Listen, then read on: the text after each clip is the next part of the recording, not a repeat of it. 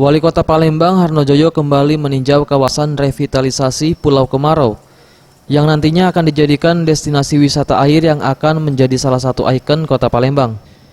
Dalam kesempatan kali ini Harnojoyo menghimbau kepada perusahaan yang ada di Kota Palembang untuk menyumbangkan CSR-nya guna pembangunan tempat wisata ini. Selain itu, adanya investor diharapkan juga bisa membantu. Saat ini belum ada investor yang berinvestasi karena memang masih dalam tahap pematangan lahan. Namun sudah ada beberapa investor yang tertarik untuk berinvestasi nantinya. Dengan bantuan CSR dari perusahaan yang ada di Palembang dan adanya investor, harapan Pemkot Palembang membangun tempat wisata air Pulau Kemarau ini tanpa APBD. Anggaran. Ya, kita kan sudah menganggarkan, tapi sesuai dengan kemampuan kita. Nah, ini justru di tengah-tengah kondisi pendapatan daerah yang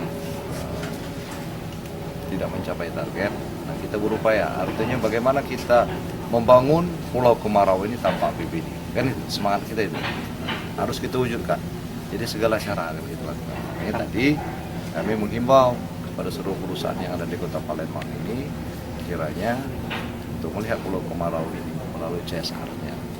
Karena dengan hadirnya Pulau Kemarau ini menjadi ikon bagi Kota Palembang, tentu akan menguntungkan juga bagi perusahaan-perusahaan yang berusaha di Palembang, khususnya perusahaan di bidang pariwisata, perhotelan, rumah makan. Kan.